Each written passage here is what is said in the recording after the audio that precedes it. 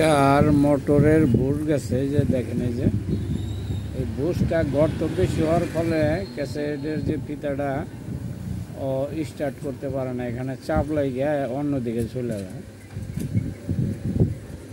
কারণ চাপ থাকলে তো কস থাকে, কস থাকলে তো মোটরের শক্তি এগরোড হয় না। এই যে ছিদ্রি এই পাশে আর ওই পাশে সমান থাকতো, একটু খায়া গেলেই মোটরই বাতিল হয়ে যায়। এই কারণের কোনো শেষ নেই, বিভিন্ন রকমের কাজ। ওই যে ঘুরতেছে হেডটা, ওটার সাথে পিন লাগানো আছে, দুই সাইডে দুইটা রড পিনের সাউন্ড হেড।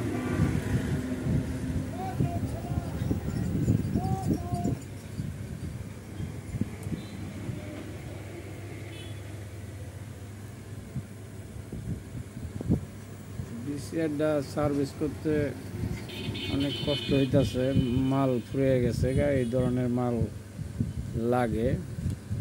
এখন তো আর নতুন পাওয়া যায় না, সেকেন্ড হ্যান্ড ব্যবস্থা করলেও ভালো হলে চালান যায়।